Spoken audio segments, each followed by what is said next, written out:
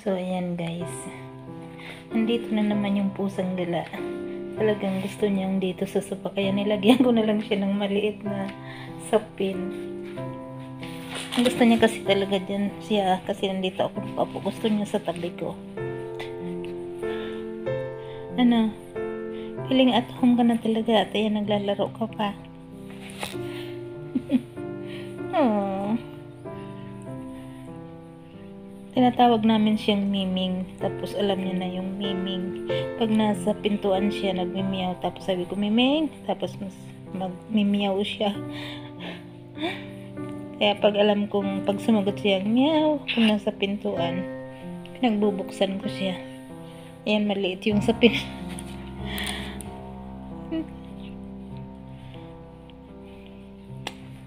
No, komportable ka talaga dito sa bahay, ha?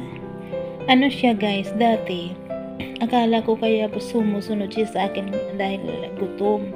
Kumakain naman siya pag binibigyan ko ng pagkain. Pero ngayon guys, hindi siya kumakain.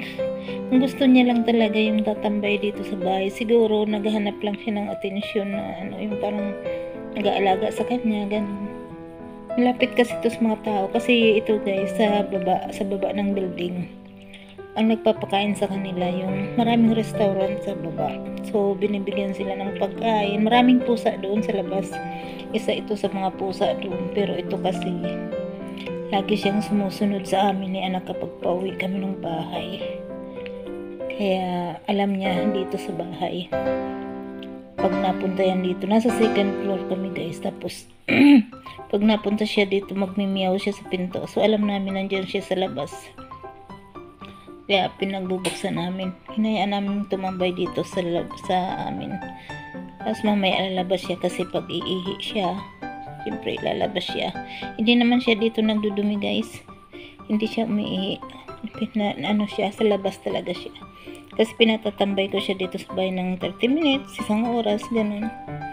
Minsan hinahayaan kong bukas yung pinto para anytime gusto niyang lumabas, lalabas siya. So, ayan siya ngayon. Kanina, nandyan siya sa sa labas. Kaya sabi ko, sige, pasok ka, tambay. Hindi, may kasama ako, guys. May kausap na naman ako. Kasi tulog si anak. Tapos si asawa nasa trabaho. So, kaming dalawa lang ni Miming dito sa sala. Ay, naku, nakita na Miming.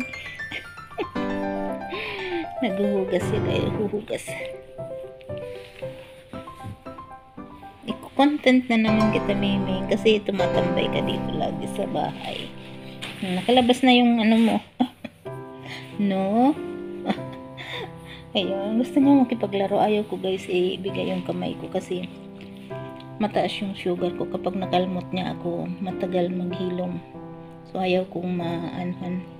Ayaw kong maanhan ako ng pusa. Pero si anak talagang nilalaro niya yan.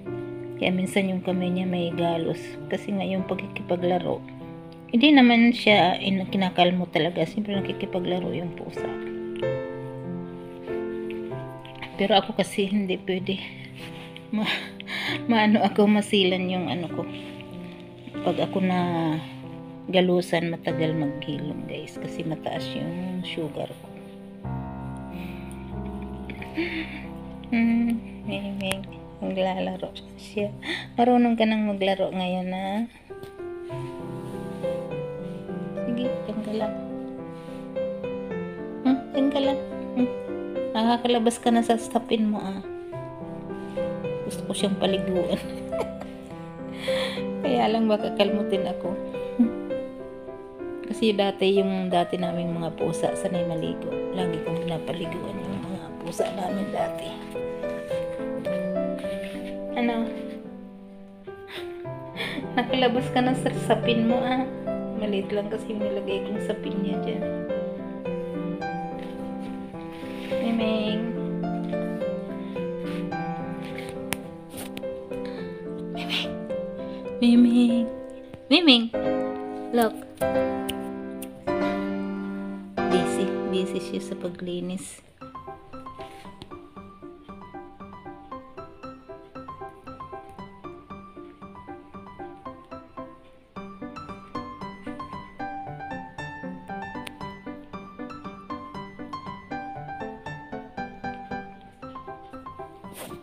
Babae siya guys.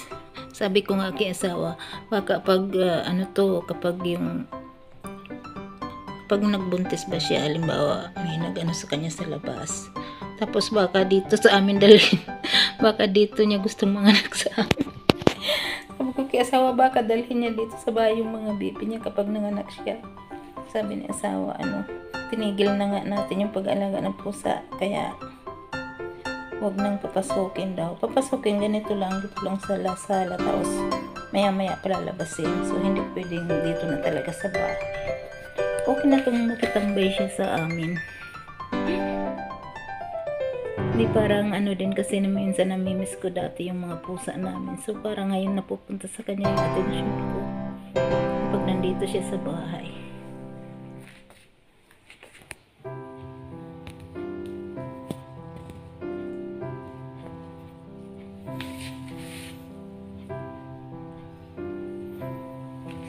Mabait naman siya eh.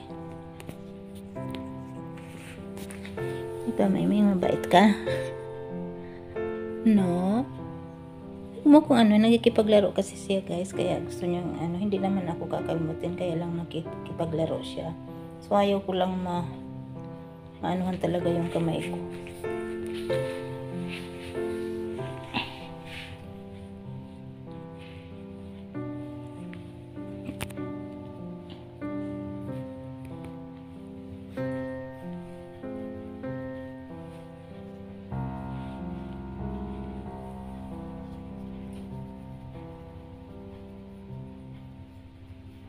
Pag ginanyan mo siya, matutulog siya guys. Tulog ka na lang dyan habang ako yung busy-busy. Hindi kita paalisin hanggat gusto mong tumambay. Basta dyan ka lang sa may sapin. Busy-busyhan ka din dyan.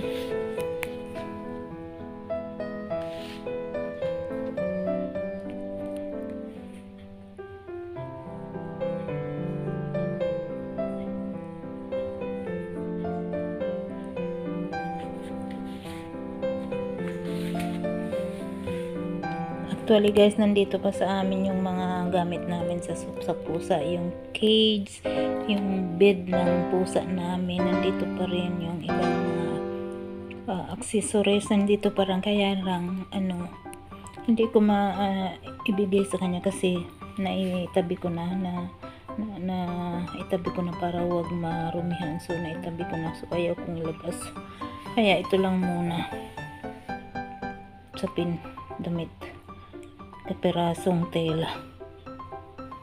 So ayan, bye-bye na mix. Diyan ka lang ha. Diyan ka lang. Diyan ka lang.